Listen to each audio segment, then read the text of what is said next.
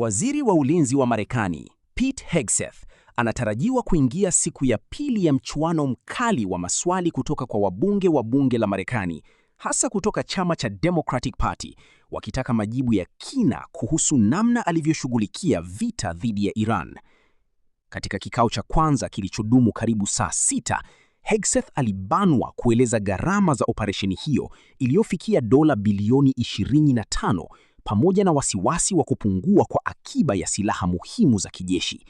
Hata hivyo, alikwepa kutoa majibu ya moja kwa moja kuhusu muda wa vita hiyo au gharama zinazotarajiwa kuongezeka.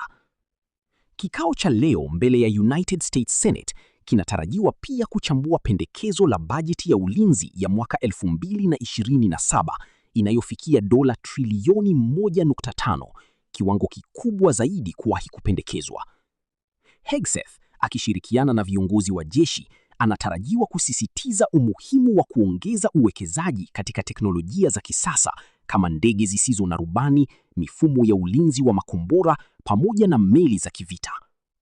Wabunge wa Democratic wanatarajiwa kuendeleza mashambulizi ya kisiasa kwa kuhoji mkakati mzima wa vita hiyo, ambayo kwa sasa ipo katika hali tete ya makubaliano ya kusitisha mapigano. Pia wanataka ufafanuzi kuhusu uamuzi wa Hegseth kuwafukuza baadhi ya maafisa wa juu wa jeshi. Kwa upande mwingine, wabunge wa Republican Party wanaonekana kuunga mkono operesheni hiyo, wakijikita zaidi katika hoja za bajeti na uimara wa jeshi. Maswali mazito pia yanazunguka shambulio lililosababisha vifo za zaidi ya watu 165, wakiwemo watoto, baada ya shule kushambuliwa nchini Iran, tukio linalochunguzwa huku kukiwa na tuhuma za uwezekano wa kuhusika kwa Marekani. Aidha, Hegseth alikabiliwa na maswali kuhusu vifo vya wanajeshi 6 wa Marekani waliouawa kwa shambulio la ndege isiyo na rubani nchini Kuwait, lakini hakutoa majibu ya wazi iwapo tukio hilo lingeweza kuzuilika.